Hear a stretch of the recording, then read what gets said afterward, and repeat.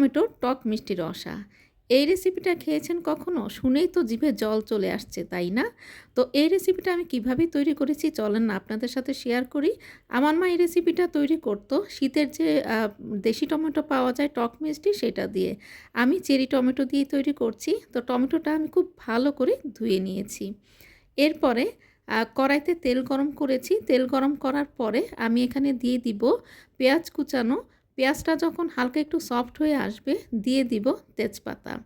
তেজপাতা আর পেঁয়াজ আরেকটু ভাজা ভাজা করে যখন তেজপাতার অ্যারোমাটা ছড়িয়ে পড়বে তখন এখানে দিয়ে দিব আমি সামান্য আ আ হলুদ আর মরিচের গুঁড়া।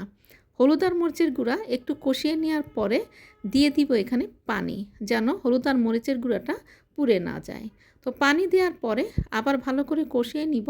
যখন তেলটা উপরে উঠে আসবে তখন এখানে আমি দিয়ে দিব হলো আ যে চেরি টমেটোটা ধুয়ে রেখেছিলাম সেটা। আর এর আগে দিয়ে দিয়েছি লবণ। এরপরে চেরি টমেটোটা দেওয়ার পরে টমেটোটা খুব ভালো করে কষিয়ে নিব। কষিয়ে নেওয়ার পরে এটাকে আমি ঢাকা দিয়ে দিব যতক্ষণ না পর্যন্ত আধা সিদ্ধ হচ্ছে।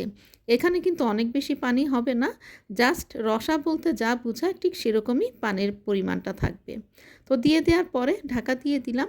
যখন আধা সিদ্ধ হয়ে এসেছে তখন ঢাকাটা উঠিয়ে একটু নেড়েচেড়ে দিয়ে এখানে দিয়ে দিব পরিমাণ মতো চিনি। অনেক বেশি না, একটা ব্যালেন্স মতো আমি চিনি দিয়ে দিব। চিনি দিয়ে একটু নেড়ে চেড়ে আবারও এটাকে ঢেকে দিব। ঢেকে দেওয়ার পরে যখন আরেকটু হয়ে আসবে তখন ঢাকাটা উঠিয়ে দিয়ে দিব তেঁতুল। যেহেতু এটা টক মিষ্টি রসা, আমার তো একটু টকের প্রয়োজন অবশ্যই আছেই। তবে এখানে যদি আপনারা শীতের দিনে সেই টক দেশি টমেটোটা ব্যবহার করেন তাহলে আর তেঁতুলের প্রয়োজন হবে না। এরপরে আমি সেটাকে নামিয়ে এখানে আমি কড়াইয়ের মধ্যে আবারও তেল দিয়ে দিলাম একটা শুকনা মরিচ। এবারে আমি দিয়ে দিব রসুন। যখন রসুনটা ব্রাউন হয়ে আসবে এক সাইডে রেখে আমি এখানে দিয়ে দিব সরিষা আর কালো জিরা। আমি এখানে ফোড়নটা দিচ্ছি সরিষা আর কালো জিরা, রসুন আর শুকনা মরিচ দিয়ে। যখন এটা ফুটে আসবে আওয়াজটা আপনারা নিশ্চয়ই শুনতে পাচ্ছেন।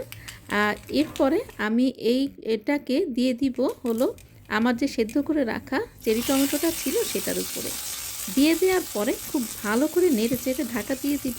আর ঢাকার মধ্যে যে হোলটা থাকে সেটাও আমি একটা টিস্যু দিয়ে বন্ধ করে দিব যেন পুরো টমেটোর মাঝেই এই ফ্লেভারটা ছড়িয়ে যায়। ঢাকাটা যখন উঠাবেন তখন আপনার মনে হবে যে গরম গরম ভাত নিয়ে এখনই আমি এক প্লেট ভাত এই টক মিষ্টি রসাটা দিয়ে খেয়ে ফেলি। আর এরপর থেকে আপনি যখন টমেটোটা হাতের কাছে পাবেন তখন এই রেসিপিটা করতে চাইবেন। এটা এত বেশি লোভনীয়, এত বেশি মজার।